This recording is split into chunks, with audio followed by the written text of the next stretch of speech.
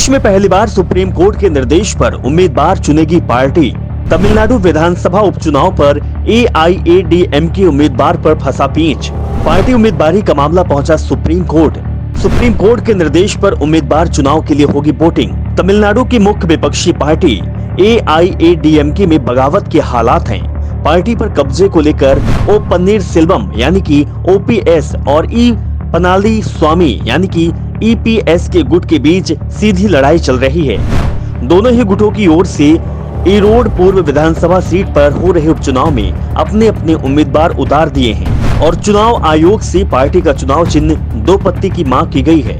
दोनों ही दल एआईएडीएमके पर दावा कर रहे हैं।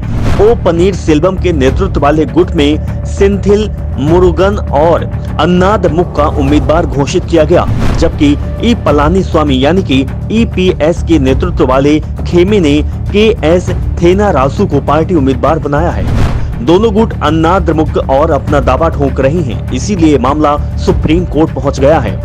पार्टी की लड़ाई एक कोर्ट से दूसरे कोर्ट पहले से ही लड़ी जा रही है। ऐसे में कोर्ट ने अब दोनों ही गुटों को निर्देश दिया है कि उम्मीदवार चुनाव के लिए पूरी पार्टी एक प्रस्ताव पारित करे। ये प्रस्ताव जनरल काउंसिलिंग से पारित कराया जाए, जरूरत पड़े तो वोटिंग भी कराई जाए और इस वोटिंग में पूर्व मुख्यमंत्री ओ पनीरसेल्वम सहित अन्नाद्रमुक के निष्कासित सदस्यों को भी वोटिंग करने की अनुमति दी जाए।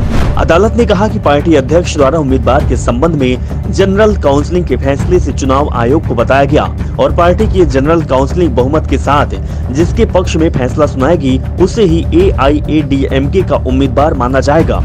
सुप्रीम कोर्ट के फैसले पर ओ पनीरसेल्वम खेमे के विधायक और वेंथिलिंगम ने कहा है कि आज का फैसला ई पनाली स्वामी खेमे के लिए झटका है। उन्हें अंतरिम महासचिव के रूप में फैसला करने का अधिकार नहीं है। हम प्रतीक्षा करेंगे और देखेंगे कि आगे क्या होता है। हर चीज अच्छे के लिए होती है। दूसरी ओर ईपीएस खेमे के नेता सीबी शनगुमन ने कहा है कि सकारात्मक आदेश है। एआईएडीएमके के जनरल काउंसिलिंग ईरोड पूर्व उपचुनाव के लिए उम्मीदवार का चुनाव करेगी, जिसकी घोषणा अंतरिम महासचिव ई पलानी स्वामी ने की थी।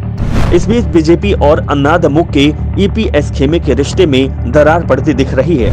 कहा जा रहा है कि विधानसभा उपचुनाव से पहले ईपीएस खेमा बीजेपी के नेतृत्व वाले एनडीए से अलग हो सकता है। हाल ही में पार्टी के दफ्तर पर लगे बैनर से बीजेपी के नेताओं के चेहरे गायब दिखाई दिए थे।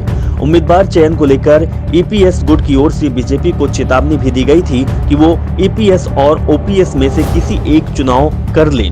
ईपीएस गुट बीजेपी से दूर जाता दिख रहा है तो दूसरी ओर ओपीएस बीजेपी से करीबी बढ़ाने में जुटे हुए हैं। दरअसल दोनों नेताओं के बीच लड़ाई पार्टी अंतरिम महासचिव बनने को लेकर है।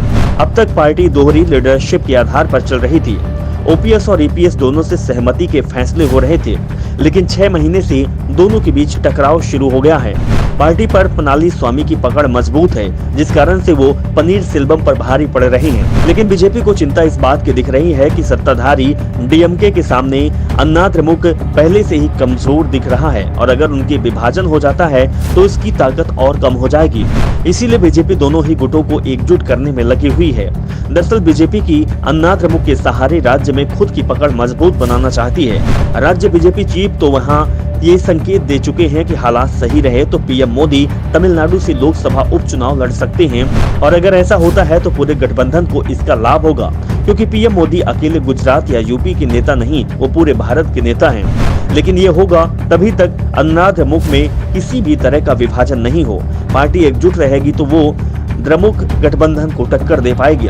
2019 के लोकसभा चुनाव में पूरे देश में मोदी लहर चल रही थी, लेकिन तमिलनाडु में एनडीए को जबरदस्त हार का सामना करना पड़ा था। राज्य की 39 सीटों में से एनडीए को सिर्फ 1 सीट पर ही जीत मिल पाई थी।